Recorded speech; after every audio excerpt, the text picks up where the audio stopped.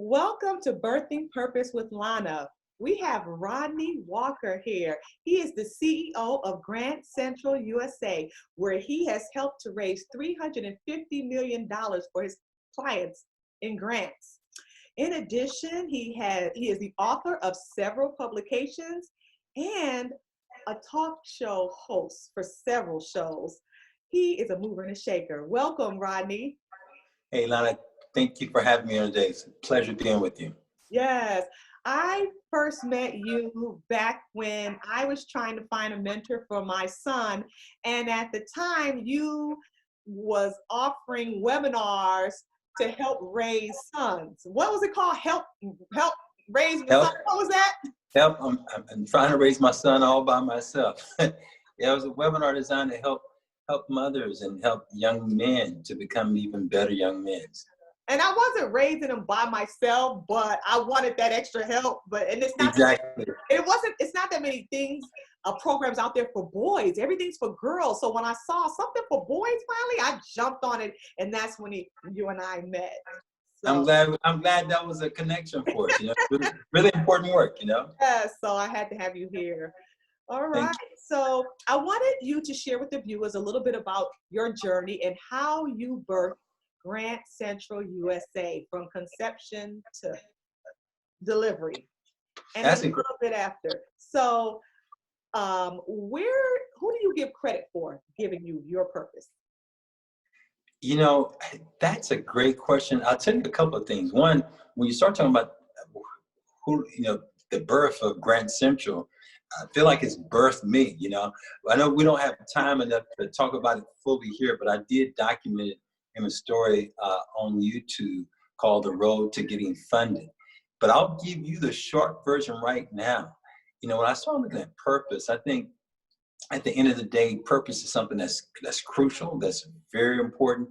And I think that everybody that's been placed on this earth has been placed literally on this earth for a specific purpose. And so a part of that is the road of journey of kind of discovering what that is for every person. And I had to go through that discovery for myself. Hey, what does that mean for me? And I think the long and short of what I kind of concluded was that a part of my purpose was to really give back and to use my voice as a voice of influence to help to empower people and to help them to make clear their purpose, as well as to help to empower them with some of the lessons that I've learned. So it's almost like sharing the insight from some of the lessons that I've learned, some the hard way and others the smart way. Right. But that's been a part of it. All right. So Ephesians 2:10 says, we are God's handiwork, created in Jesus Christ to do good works, which God prepared in advance for us to do. And so I believe having a relationship with God is key to walking in your purpose. Do you agree? What are your thoughts? Yeah, I at the end of the day, it's hard to have the whole universe be what it is and not see that at the end of the day, disorder does not create order. It just doesn't work that way. Because if it did, my bed would make itself up. It would make itself up in the morning all by itself. But since disorder does not create order, there has to be, when you look at everything that we have in terms of our whole world, when you just think about the fact that something as heavy as the world is literally suspended in the sky and not too far away from the sun, not too close to the sun, but just positioned just right. At the end of the day, it's too much proof that there's somebody behind that. And different people use different ways of phrasing that. So at the end of the day, I know that there has to be someone behind it. And that purpose kind of comes from that person, God. Yes. For people who are struggling to identify what their purpose is, I tell them to ask themselves the following questions. What is the theme of your life? What do you do well with the least amount of effort? What do people compliment you for? What are you passionate about? What population do you want to affect? And what problem do you want to solve? And can your theme of your life your gifts, your passions, the problem you want to solve, all be merged for your purpose. So did any of these questions help you to identify what it is you felt you were called to do? Like, have you always, go ahead. Yeah, I would say a part of it is for me, especially was getting out there and not sitting on the fence, because I think a lot of times you have purpose, that purpose can sometimes be sidetracked because of fear. And the big thing is just getting out there and failing sometimes, and failing often, and not being afraid to fail. I think too many people are afraid of failure, and that keeps them from ever doing anything. And it's almost like perfectionism, but really, it's not just perfectionism. It's really, hey, I'm on the fence because either I don't know or I haven't taken the time to really plunge into it. And when you really kind of think about the time that people waste every single day. I read some study that was saying that the average amount of time that people are either watching TV or spending just on social media, Mhm. when you start thinking about those hours, I mean, sometimes 7, 8 hours in a day, it's like, wow, that's a lot. And you start multiplying that out by 30 in the course of a month, it really becomes a long time. So if that energy, I believe, is redirected towards really pursuing what you're passionate about, and you may not know what you're passionate about, but really focus on like, hey, what is it that I'm interested in doing? Like you may mention some of those things that you had in your questions. I think those could be very helpful, and then to get off the fence and start moving towards it. So to answer your question, yes, a number of those questions have been some of the things that have helped me to see, hey, who do I want, what population do I want to serve, how might I take some of the skills and knowledge and the abilities I have and direct it. But it's about really kind of getting off the fence and taking action. Hmm. So what was your final confirmation? Because when a woman is pregnant, she gets that confirmation from the doctor that says, yep, you're pregnant.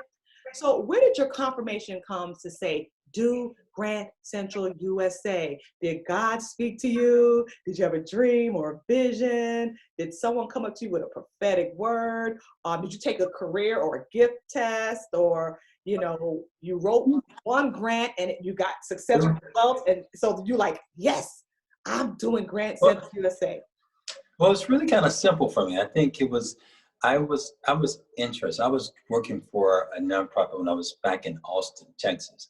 Okay. And I had worked with a nonprofit. I was at the time the director, and we had a contracted grant writer. And the contracted grant writer would go around to each of the directors, and she would ask us questions in regards to our program, take some information, jot it down, and then she would compile that information and put it into a grant proposal, submit it, and all I know, in like 2 months or so, she was coming back, and we discovered that we'd gotten funded. And I was blown away with that. I was like, wow, this lady took my words, her words, his words, wrote something on paper, and then somebody turned around and gave her paper, green paper, gave us money. Like, how does this work? How did this work? So I never will forget, I asked her, saying, will you show me how to do this? And it was like, Rodney, get back, trying to take my gig around here. You better step back. I was too young and too naive to realize that that was not the thing to do. But I eventually decided to dive in to just write my first grant proposal. Didn't know what I was doing. Start pulling scraps and bits of information from the internet at the time, and wrote my first proposal. Literally fell flat on my face. Did not get funded. But there was a lady that worked for this organization. She was a senior program officer. And she said, hey, if you'd like to come in to discuss the problem areas of your proposal, I'd be happy to make some time. I took her up on that offer when I met with her. We discussed the problem areas of my proposal. There were a lot. Needless to say, I never got funding from that person, nor that organization. But that lesson was very important. I eventually moved out to California, where I now live and reside, and still didn't know a thing about grant writing. And I wanted to learn.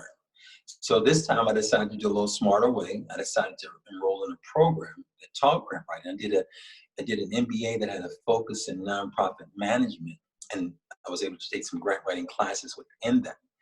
And one of my professors, after I started writing grants successfully, and he kind of saw that I really had a knack for this, he said, hey, have you ever thought about doing this as a career? Whew. Hadn't really thought about doing it as a career. I was just trying to get funded. Okay, just trying to get funded. But he sowed that seed.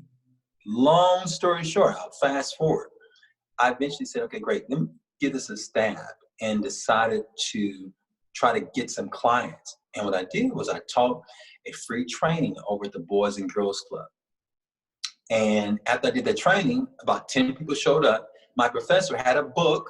He said, hey, Greg, I'll let you sell this book. I had to make the copies over it. They used to have Kinko's back in the day. I made it way back in the day. Had Kinko's, and maybe sold maybe about 10 of those books. So the books were free. I mean, the class was free, but hey, here's the books, 20, 25 bucks or so. And few people bought the book. One lady, though, was at that event.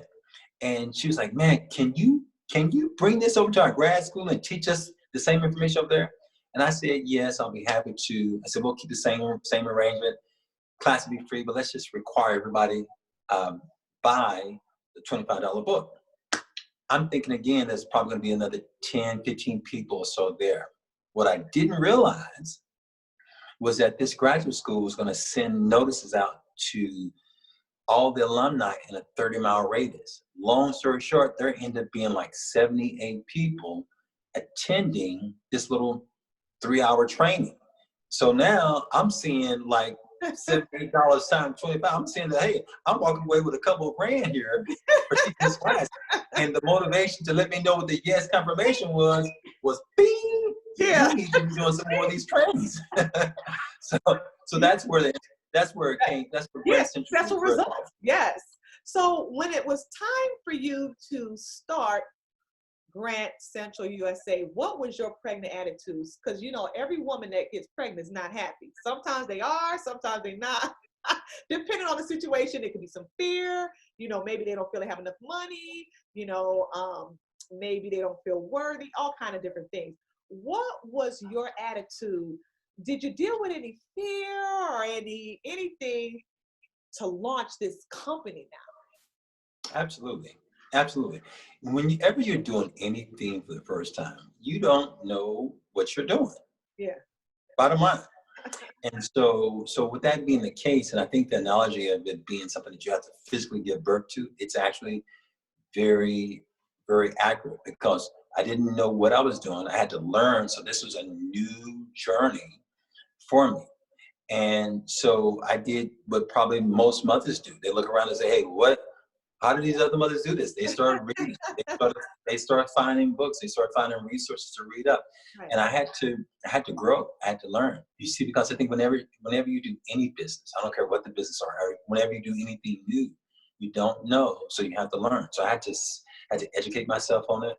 I had to lean on some others that were farther ahead of me, and I had to start disciplining myself in some ways that I was not disciplined. Okay. And I think a part of that sometimes is a part of the journey of transformation that has to take place to really become the person to fit where you're going. Because when you first start out, you may be at one place and one level of thinking, and that level of thinking cannot contain the business that you want.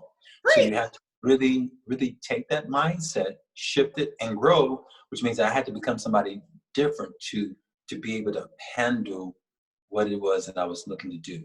So yes, I went through fear. Yes, I went through doubt. Yes, I went through uncertainty. Yes, I went through times where I was like, okay, where's that next dollar coming from? Where is this coming from? Okay, went through all of that. Okay, and the ups, exactly, the ups, the downs, the pains, the disappointment. That's a part of the equation. But I would say that with all of this, that was a part of the shaping. That was a part of the shaping. And then also, like, right when you think you're getting ready to get a touchdown, then have your world pulled up. I mean, I've been through it. All of a sudden, the world pulled up in the midst of trying to do the business. Next thing you know, a divorce. Oh wow, how did this factor into the equation? Okay, and having to deal with the disappointments and all of those pieces, and still having the confidence to say, still, as Maya Angelou said, still I rise. Still I rise. Yes. So with that being the case, yes to all of that. All that. To all of that. All the emotions. But the beautiful thing is that just like the transformation that that the butterfly has to go through to become a butterfly. Yes. It's very much the same way. Yeah. Very much the same way. Shedding. Exactly. All that stuff. Yes. Let's talk about prenatal vitamins. This is what the baby needs to grow healthy. So I equate that to like maybe people um, read scriptures to keep them healthy emotionally, spiritually, physically, because you need to be all these things in order to do what God has called you to do. So what do you do that motivates you when you have those times, ups and downs? Do you have motivational songs, watch motivational videos, read a great book? You have a team of encouraging people around you. What does your prenatal vitamins look like? Good question. For me, I believe that the most important person to inspire me is not out there, but I actually believe the most important person to inspire me is me. Okay. Yeah. And so with that being said, I don't look to have to be inspired from someone else. I said, great, let me take this into my own hands. Now, that doesn't mean that I'm not inspired. I'm tremendously inspired by a number of people and a number of different things. But I take the responsibility first that, hey, I'm responsible for me. I'm responsible for being my best cheerleader. I can't wait for somebody else to come and be my cheerleader because they may not show up. Okay. Right. Or if they do show up, they may show up and then start seeing success and get jealous or envious and then try to trip me instead of helping. So the inspiration for me, and what I've kind of learned is that, hey, first you take that in your own responsibility as your own responsibility. You take that in charge. Why are you waiting for someone else who maybe is suffering from low self-esteem to help build your esteem up? That does not make sense. Mm-hmm. So as it relates to me, first, it's Rodney's responsible for his inspiration. And I believe everyone else, same way for them. And in addition to that, what that looks like for me in some very practical ways is there's not a day that goes by where I'm not being very methodical about reading and about listening to resources that help to take me to where I'm going. Okay, so the whole goal is improve every day, get better every single day. And I'm a ferocious reader. I try, if possible, to try to read a book a day. If I can't read a book a day, I'm trying to read at least in the course of a week, 4 or 5 books in a week. Wow. So that happens because I'm very methodical and saying, okay, great, I need to read these books. For me, though, with technology made it a lot easier to read books. I listen to a great portion of those books. Other ones I physically read, okay, right. and block out time. I can't even begin to tell you how that has transformed my life in a very profound way. Some of those books have helped me to get vision boards. Other books have helped me to do business at a better level. Other books have helped me to become more determined, greater perseverance, greater focus, greater clarity, new skills, because our skills are continuously becoming outdated day by day. Yeah. So those skills have to be refined. So all of those things are things that I've used to both inspire me, but also to shape me. Because as the saying goes, as a man thinketh, so is he. And if you have poor thoughts, or as I heard one author today as I was reading this book, if you have sickly thoughts, you're gonna have a sickly future. And I don't want to have sickly thoughts. I want to have a bright future. And so I'm getting bright ideas to help to inspire that. Yeah, that's good. Let's talk a little bit about restrictions. Pregnant women can't do everything. They can't do drugs, alcohol, smoke cigarettes, ride on roller coasters. And I believe when you're trying to do what God has called you to do, or birth your purpose, there's some restrictions you have to put on yourself. It could be the drugs, the alcohol, activities, bad habits, negative people. You can't go to some of the same places. Your thinking pattern has to change. You may even have to get off of social media so that it doesn't distract you. Were there any restrictions you had to put on yourself so that you could stay focused and do what it is that you felt you were called to do? Absolutely. Absolutely. Not then, still to this day.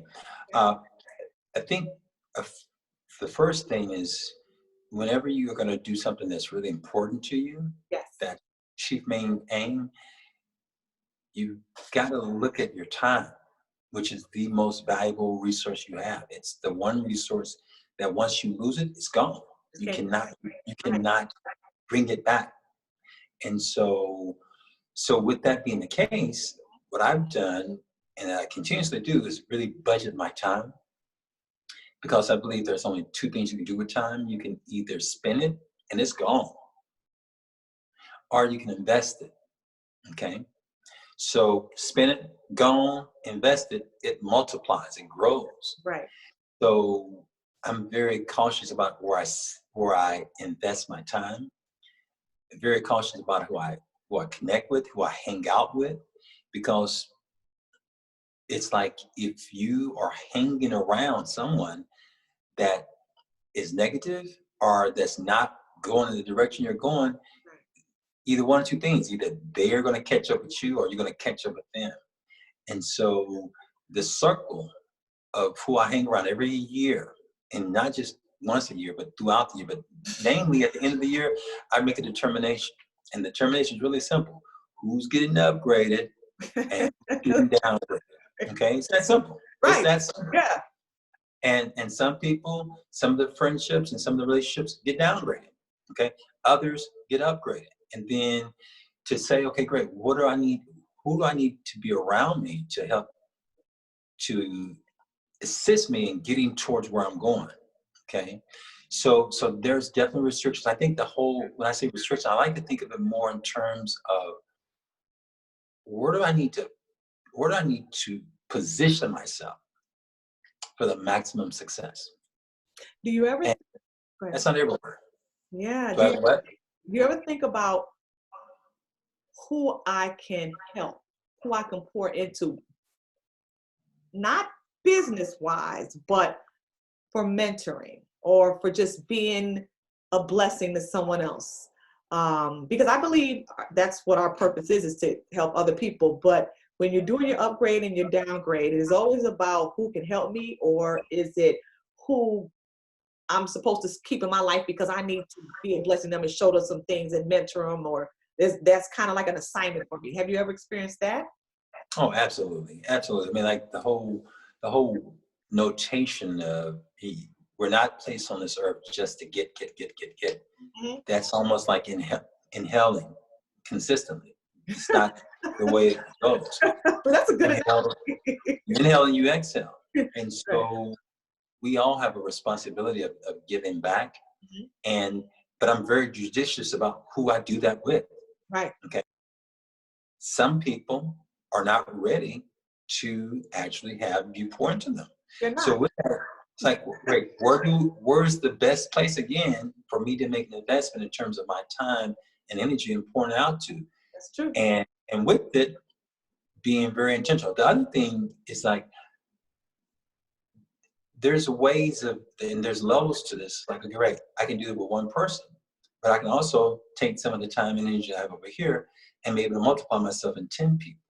Okay, so now do I do it just solely focus with this one? Or am I able to multiply it and do it with 10 over here? Or maybe am I able to do it in a situation here where I can do it with 100? Or is there a way for me to multiply, like even as you're multiplying yourself right now, by hosting this training that allows you while you're sleeping to be able to have someone still look at this and multiply? So I'm looking at the different ways. And again, it comes back down for me to what's the best use of, as I look at what I've got as my chief main aim, to maximize that and then leverage that for the greatest value. Yeah. And the greatest. Well, let's talk a little bit about Lamaze Class. Most women go to Lamaze Class to learn how to deliver the baby. And so what does your Lamaze Class look like in order to do what it is you do? What type of schooling? I know you read books. Books, we know. Did you do any internships, maybe any job shadowing? What does your Lamaze Class look like? I think for me, I've definitely done schooling, and schooling is very important. I've done internships before. I've done all those things. I think it's important. One of the things that I would say, though, as I look back at schooling, you have some of the good, and then you have some of the less than good, and I'll tell you what I mean by that. Schooling sometimes will train you to simply think in terms of being a worker. Mhm. And I'm not a big fan of that for me. Now, some people, that's cool with them, and that's what they feel they're supposed to do. So with that being said, no, bravo. However, I had entrepreneur aspirations, Yeah. and school oftentimes doesn't train that. So my best schooling for what I do, if you have to say in terms of Lamaze, is me taking my education into my own hand. You Okay. know, I was reading a book today, and rereading a book, and it was a book from Carter G. Woodson, and he made mention the famous book, The Miseducation of the Negro. Okay, even though it was a book written way back when, a lot of the principles are very applicable today when you really kind of start looking at the miseducation. Like I say, the miseducation of Rodney Walker or whoever the person is, because we, in a sense, sometimes the education is not education that brings out the best. For instance, let me give you an example. One big issue: a lot of people struggling, still dealing with financial issues. What kind of why didn't your education address that?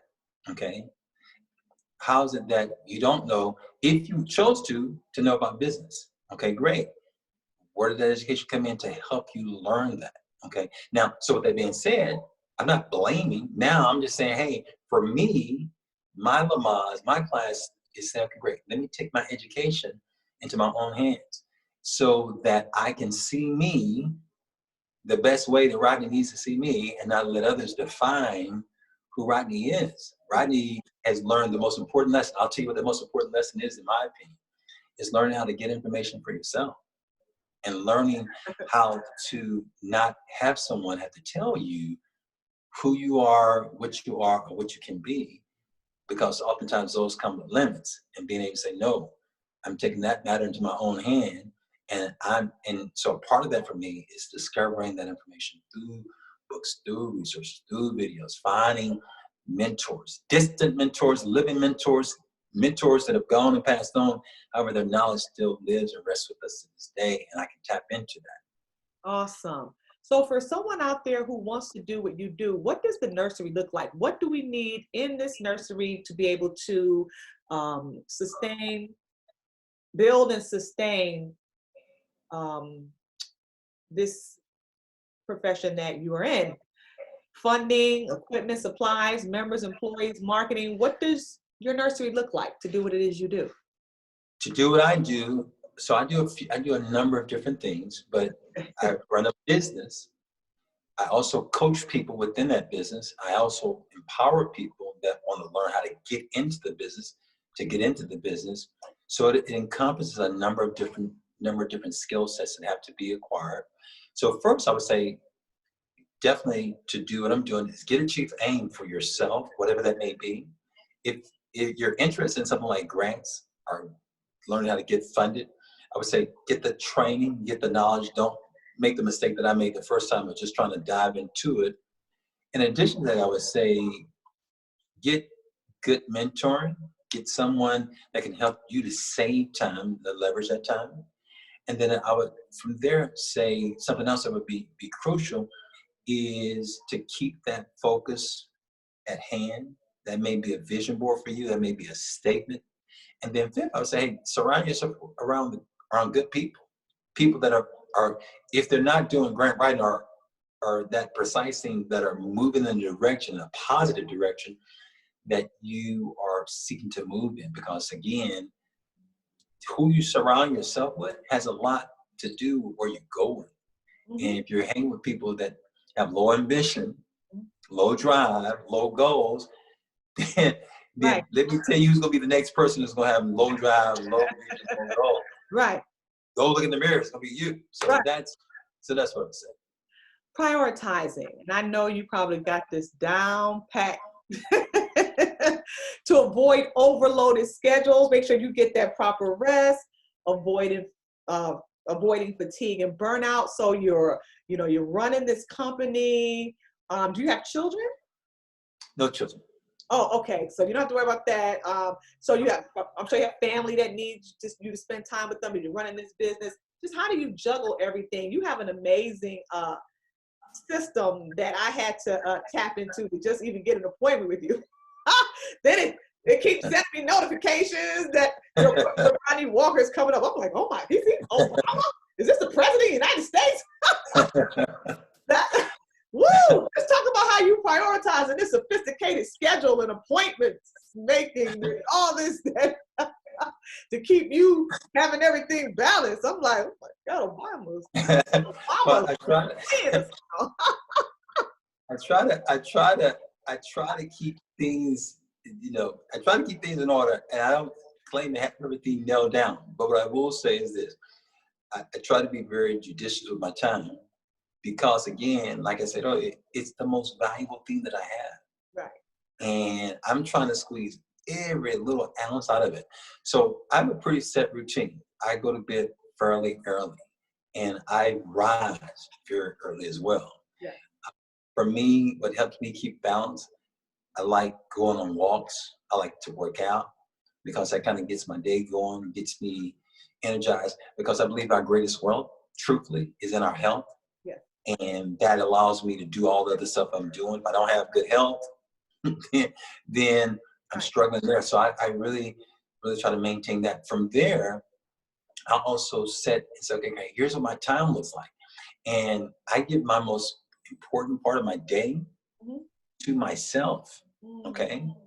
I give my most important time of the day to myself. And I have a time where I set my appointments. So I don't start taking appointments until after a certain time, after I've done the stuff that I prioritize to do.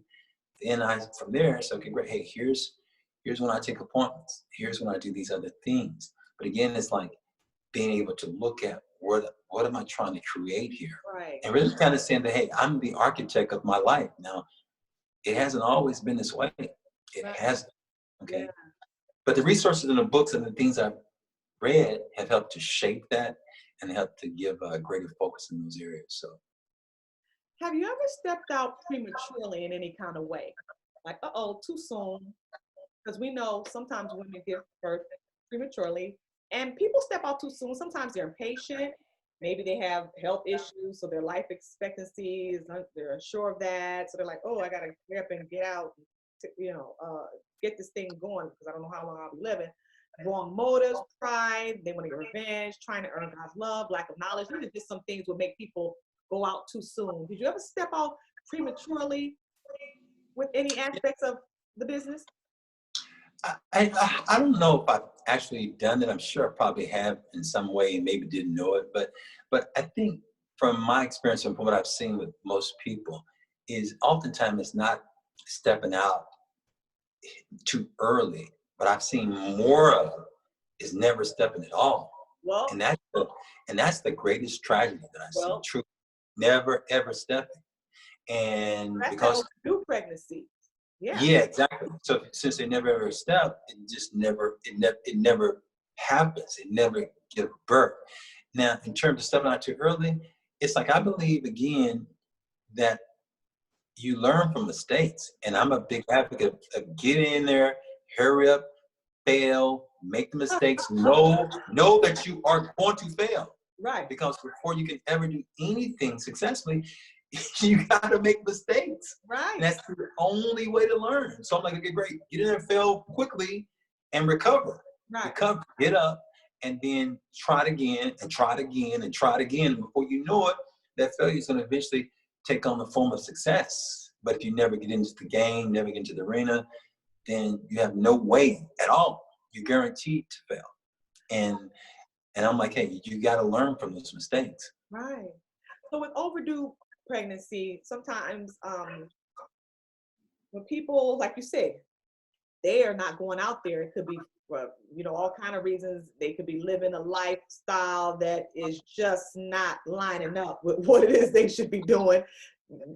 Fear, laziness, negative people, lack of funding, lack of exposure. You're in the wrong location, despising small beginnings. If I can't come out big, I'm not coming out at all.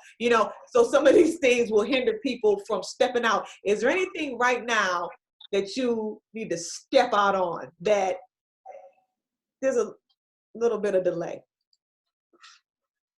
I have things that I'm in terms of my scheduled time frame that I have, like, great, I want to do this by this time.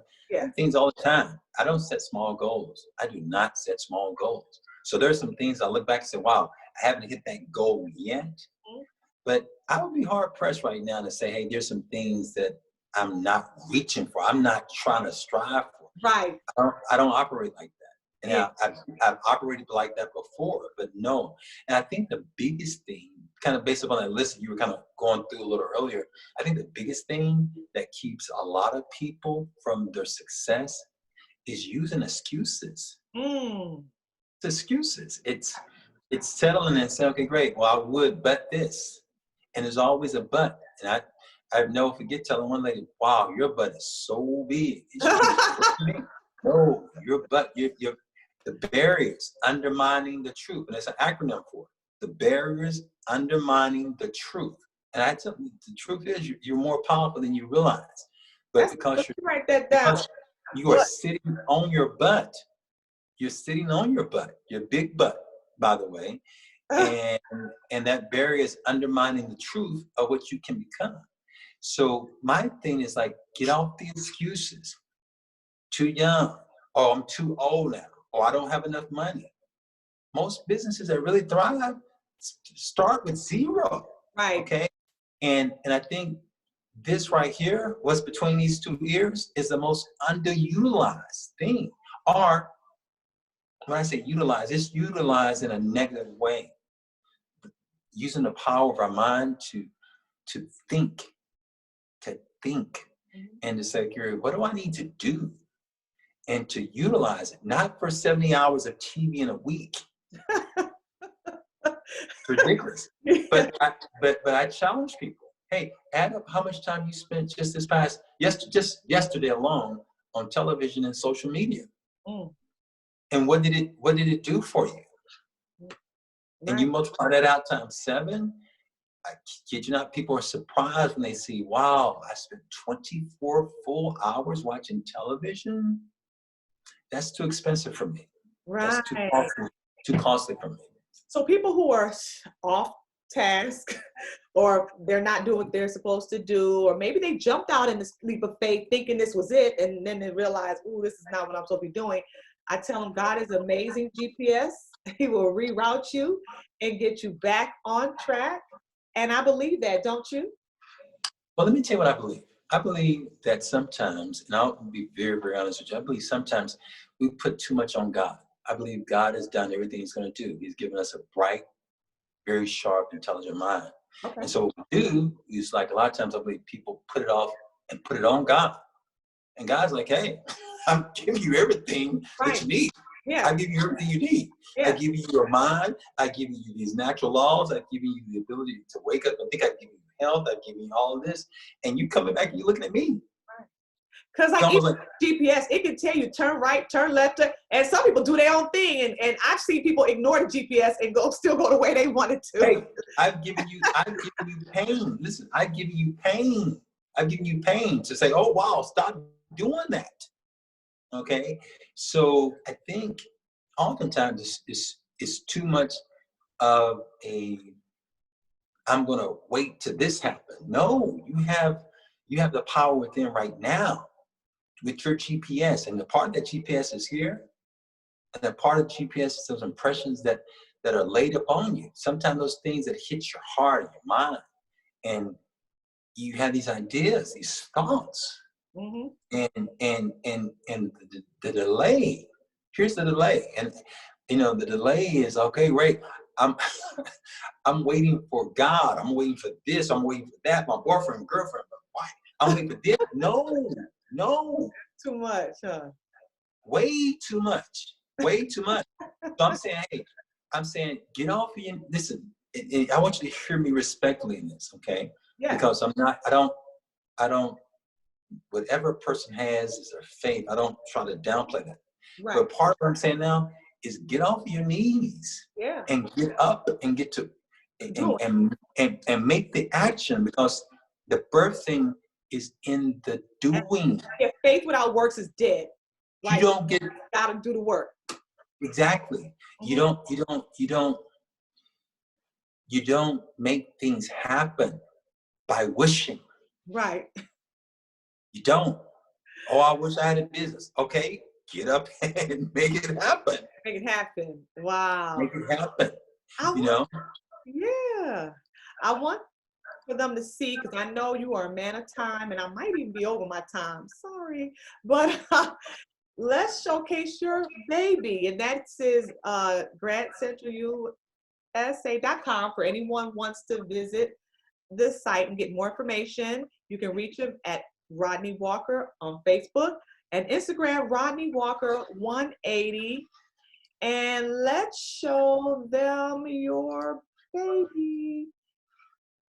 Here is the website. All right. Here he has his happy clients. Anything, oh, here's the store. The store is important. Learn more about $800 incredible gift. Okay, get funded store. This is all the things that you want to explain it? Because this is your baby. Yeah, I'd be happy to. I mean, like, if a person is interested in learning how to get funded, Yeah. we help them to get funded. And we have different ways. We have a membership program. We have all kinds of things that help. You know, I like to find out where a person's at and really encourage them, hey, go check out some of our free resources. If you'll click on there, you can find some of our free webinars that we offer daily and different things of that nature. And if they're interested, we got ways of helping them regardless of where they're at. We got free resources to help people. We have, for those that are more serious and want to go a little bit faster, we have some paid resources. But at the end of the day, we've helped a lot of people to learn what they need to do to get funded. These are just a few of the handful of people that we've helped to secure funding. And if that's something that's of interest to you, feel free to check out the page and maybe check out some of our trainings. And if it makes sense, then feel free to reach out to us. All right. Awesome. So for those of you who want to get in touch with me, I lost all my pages. Lord help me. I don't even know how to put my pages. Oh, there it is. Okay. So for those of you who would like to get in touch with me, you can reach me at Instagram. It is Birthing Purpose with Lana on Instagram. I do free coaching, not the kind of coaching that Ani does. He does a different type of coaching, but free coaching and deliverance session through Zoom. My email is birthingpurposewithlana@gmail.com, and you can reach my website, visit my website at libertyinchrist.life. And once again, this is my information if you want to reach me. Thank you. It's been great talking with you and kind of sharing a little bit about your journey with the viewers. And I have someone for you that says he's been trying to get in touch with someone to help him with acquiring grants, and no one has been able to help him. It's a shame that we're in Ohio and we have to reach out to you all the way in California, but hey, you got to do what you got to do when you need what you need, huh? Well, I have students. Listen, I have students literally everywhere, Lana, and I have a student that's a very, very sharp young lady who writes grants. She's actually in the Ohio area. In fact, her name is Nikki Smith. You go and check it out on YouTube. Familiar. Yeah, Nikki Smith. Go out and check out on YouTube. She's in that area, but I help students I got students in Nairobi. I got a student right now in Spain. I got students literally all over. So we help organizations to get funded. And again, a part of it is like learning how to fish for yourself. Learn how to fish for yourself. So we can help do it for you. If you need us to do it, we can do it, or we can show you how to do it. Either way, we got you covered. Thank you so very much for what you do. And thank you for this wonderful show that you're doing now. I think it's great. And I'm glad to see you extending your purpose and birthing your purpose. And literally, I'm gonna call you the midwife around here, because you're helping others with this show to help birth a part of their purpose and to realize that. So thank you for what you do. Thank you for having me. Well, thank you.